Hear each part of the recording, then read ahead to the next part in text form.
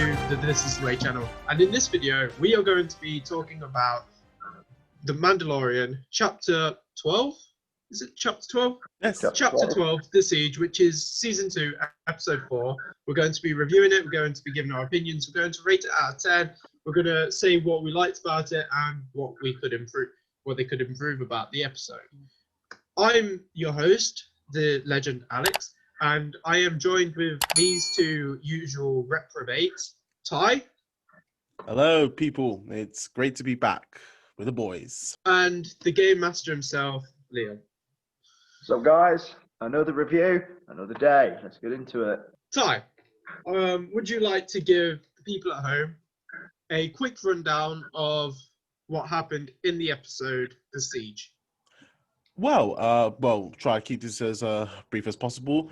So, after the events of episode 3, Mando and Baby Yoda visit some old friends. So they travel back to Navarro, where we meet fond, characters from season 1, both Cara Dune and I'm trying to pronounce his name right. Grief Karga. Grief Karga. Karga. There it is. That's the name I was going for.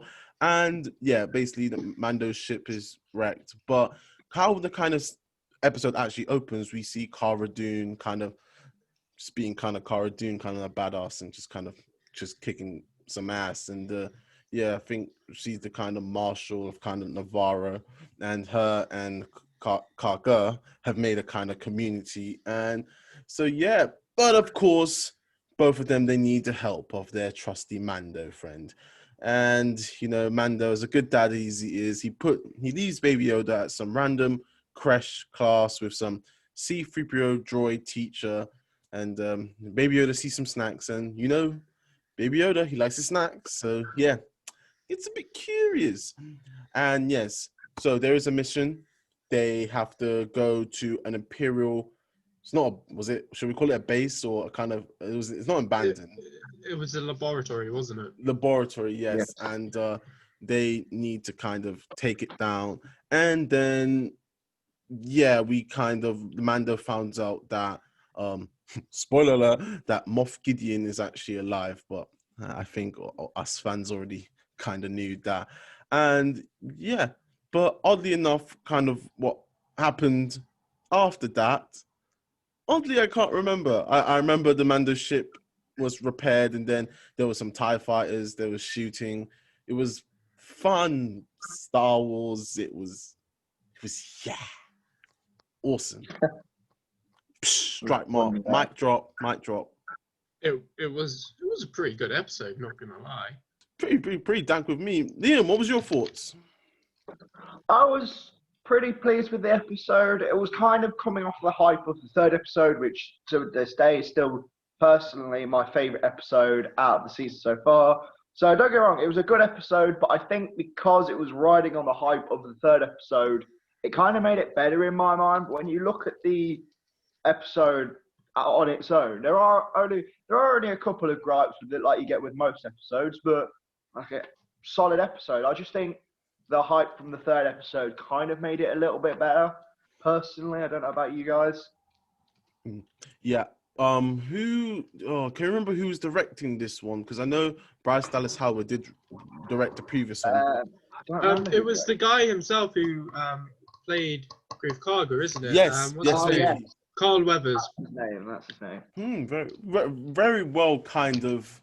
I don't know if that's like kind of Weathers. Obviously, he's been in the industry for so long. We know him from Rocky and obviously Predator and all that kind of other franchises. But I don't know if this is like his first kind of hand at directing. But if it was, not a bad shout, not a good first day out. He pulled it off really well. But really, and yeah, it's interesting how I always like that to see kind of me being a filmmaker when you're also an actor who is also directing, it's good that you can find that balance in between kind of no pun intended balance and force, but between actor and director. So yeah, I guess he did that really well. And just it wasn't obviously there's this whole kind of term we were saying in the last podcast, you know, about filler episodes, and you know, I don't really see this as kind of filler. You know, like it does play and pan well to the story, and you know, like you said, win-win situation. We got to see Cara Dune, and we got to see Kaza again, and also the blue guy. Can't remember his name from the very first episode of The Mandalorian. Can't help you there. No, Blue guy. The The first blue guy. asset is what I'd call him. Yeah, it's just literally picture back your minds first. The first ever scene we see The Mandalorian. I could even take you in. A nice thing that the episode does do is it gives you a recap, and it starts off with that first episode, and you're just there, like, why? And then once you actually see the blue guy, you're like, that's him. Because otherwise you'd be sat there wondering, is that the same one, or is it just another member of the race? Maybe it could be a little red herring to kind of this episode, in a sense that it can show us the kind of how the character of the Mandalorian has just came so far along. And obviously it showed us, you know, obviously the Baby Yoda kind of things, and, you know, kind of, which did also tie in to this episode as well. And kind of when you see in the laboratory and what they actually needed Baby Yoda, and it kind of, so in a sense, you know, this episode wasn't a filler. It did answer some questions that, you know, maybe some Star Wars fans didn't think they necessarily needed to know. So I think so far, I think season 2 has done really well with who they've got to direct episodes, especially like Ty said, from a filmmaking standpoint. The directors have all been like really, even for the filler episodes like episode 2, they've all been directed really, really well. I think that's a really strong thing that The Mandalorian's had since season 1. The people who direct it, They're movie quality directors. They know what they're doing. They're actually fans of the franchise, unlike the directors of the main movies that Disney have unfortunately handed out. Kathleen Kennedy, Ryan Johnson, just to name a few. Just to name a few. I mean, I'll save you. J.J. Abrams did the best he could with the pieces that had been dealt to him. You know what? I do think JJ, he started off really well. And I think if he had made episode 8, I think the whole trilogy could have been different, personally. But we're not here to talk about that. No, we're not. About Mandalorian. We can pander on The Last Jedi forever, but we could. This is the way, remember. Drop a like if you'd like to see that video where we talk about everything that we dislike about episode 8. That'll be a long episode. That'll be a long episode. That would be very long. But yeah, kind of going back to, you know, just like I think we were talking about the kind of character progression, and even here, you know, we've seen so much progression with kind of obviously Cara Dune, played by Gina Carano, I believe, who's the actress who played her. Yeah. Controversial. I think she has a bit of controversial in the media currently. I'm not really a political guy. I don't know if you guys know about it, but I'm kind of not involved. It's just like... Just a little bit. People are trying to cancel. I can't even remember what for, but they are trying to cancel her. Who, Cara Dune? Yeah. Yeah, it's because she posted some like Trump support stuff. That was it. That was it. Man. Should just join Chris Pratt and they'll just be cancelled together. The Mandalorian is the best thing that Disney have done since acquiring the Star Wars rights since 2012. Facts. Other than Clone Wars Season 7. Yeah, the only other good thing is saving Clone Wars. Lego Star Wars special. That was pretty good, but that's a discussion for another video. Indeed. You know what? Rogue One. Actually, Solo was surprisingly good. Thank you. You know what? Thank you. I wouldn't say it's my favorite Star Wars story, but as a standalone film, the actors did a very good job, and it was nice to see Maul, so be it for a couple seconds, back on the big screen. Stop talking about Maul because he has no relevance with this episode of The Mandalorian. No, we keep other than the fact that there is a bit of mention of the Darksaber. Yeah. I was about to give you that kind of and you know, we see. Well, we didn't. We also saw Moff Gideon, and we're also remembering at the kind of end of the Mandalorian, that alien. I don't know who repaired Mando's ship. He did him sus. He did him dirty. So, Mando's got to look out, man. It's just Mando's got to watch his back. He's being watched. I think some things that shows do are they give you the hint, but you figure it out too quickly. Yeah. That it's actually going to happen with foreshadowing of stuff. Now, with this tracker, it feels a bit like that to me. Like we know that the tracker's happened, so it just feels like we know too much. But if they turn around and say, "Oh yeah, there's a tracker done here," we'd be like, "Bullshit." Yeah. If we didn't know that information, so you know what I mean. Yeah. Yeah, I know exactly what I mean. That geezer did look suspicious, thinking, "You looking sus." Yeah. He was sus from the get-go, though. So what are we rating this episode then, guys? What are we giving it? For me, it's not the best episode of the season. I agree. Episode 3 for me is still hands down the best episode with 9.6. Although I did watch our first video yesterday and we gave episode 1 a 9.8. Did we?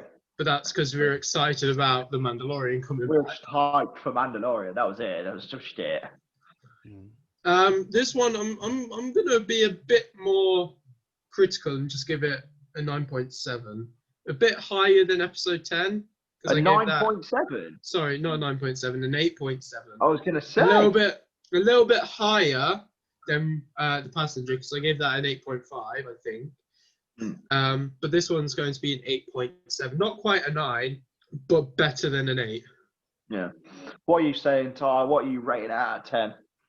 What I can appreciate about the Mandalorian is kind of one of those shows that is they do take into a lot of character work, and with many shows, i.e. some shows with the CW, they kind of just like, obviously the Mandalorian is the star, but they kind of the Mandalorian does remember the other actors, the other characters as well, which some shows do not. So I'll say, and in this episode, I think they did that well, and it kind of showed that.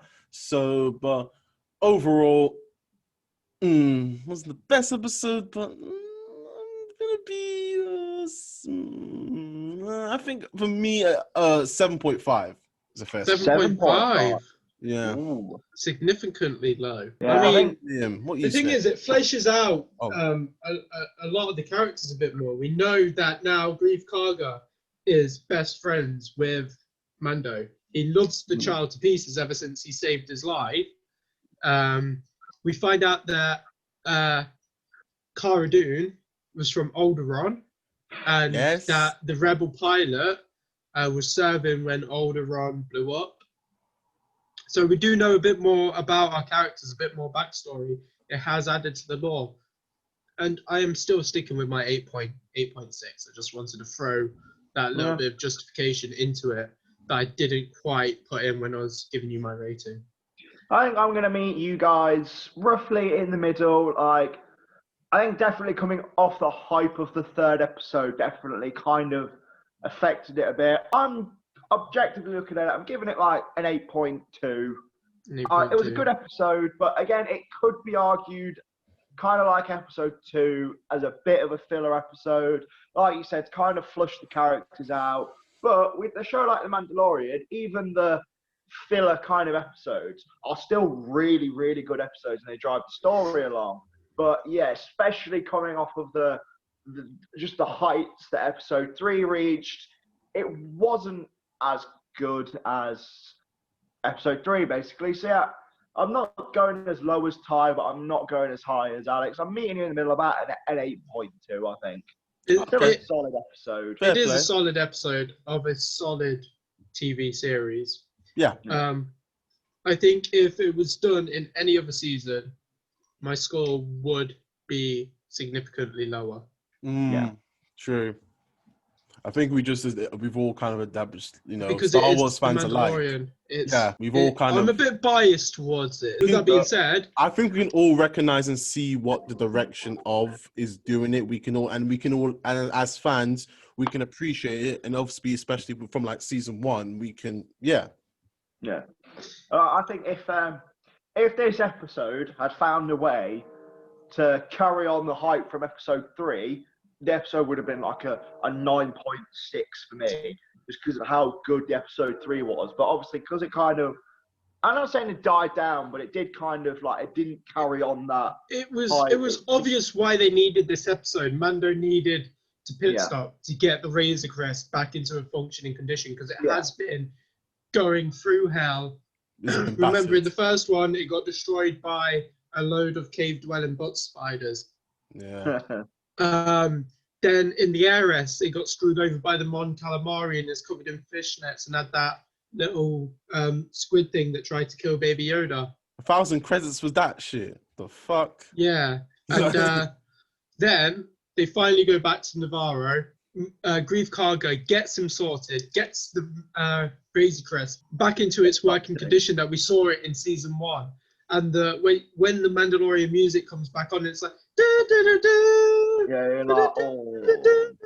While he's fighting TIE fighters, you just feel, it's almost like, you know, in episode 2 when Anakin's on the speeder and it's it's playing Wall of Fates, and you just feel so badass. You're like, yes, let's go Mando. You know, that's what you want.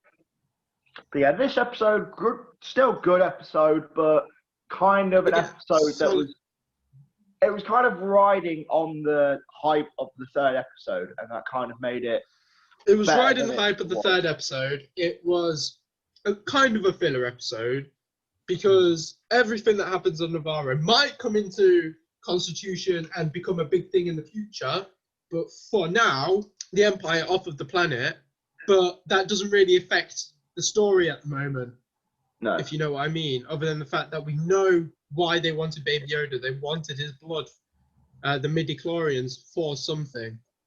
Possibly the clone of Palpatine. Maybe. Or they could be retconning the sequels. But overall, yeah, really good episode. A little bit filler, you know. But, you know, we need it every so often. Thank you so much to all our audiences for tuning in. This goes out to all our audience members around the world. Whether if you're viewing us on YouTube, hello, hey, and if you're listening to us through Anchor, Spotify, Google Podcasts, Overcast, and RadioPublic. We're just everywhere, baby. Yeah, so do remember to support us in any way, shape, or form. If you're on Spotify, there is an option where you can follow us. So yeah, do be doing that. If you're viewing us on YouTube, if you like this video, make sure to drop a like. Want to keep up to all the date with our Mandalorian series, then subscribe, notifications bell. Make sure you hit that bell. In the comments section down below, please tell us your favorite parts of the episode, what the director could have done better for the episode of The Siege, and what you'd like to see in the future of the Mandalorians. Join the discussion. We will be talking to you. Also, make sure to say hello to us on our socials. Follow us there. We are obviously on Instagram at This Is The Way, and Twitter, This Is The Way as well. We are there. Follow us. Come say hi. Let's have a chat. Alex, you know what we do. So go check out my YouTube channel, Legend Alex. I post gameplay videos very, very, very occasionally. Check out my Instagram, legend_Alex. So head over to my YouTube channel, LRTgaming. A bit like Alex, very inconsistent recently with the uploads. Man, I used to be mad consistent. I'm a 3rd-year uni student, so it has dropped a bit. And yeah, check out the Instagram at LRTgaming. I tend to post funny clips or cool moments there. So, my lovely people, if you're a fan of 90s, 80s nostalgia, if you like the Gremlins, if you like Ghostbusters, if you like Power Rangers, if you like Ninja Turtles, then you better come round to my channel over on i.tye. We've got a nice little community over there. We're almost at 200 subs, so like, let's get it if you can help it out. Yeah, woo, indeed. And my social, Instagram, I'm usually always over there, i._tye. And Twitter, I'm been there frequently, oddly enough, for the past few weeks. So yeah, it is at i.tye11. So yeah, guys, much appreciated and Thank you. Just before we go, please check out our the music kindly donated to us by Samuel Kim Music. He's an amazing composer. He made some great pieces. He made the intro music, and he also made the outro music to what you're about to hear. Remember, this is the way. This is the way.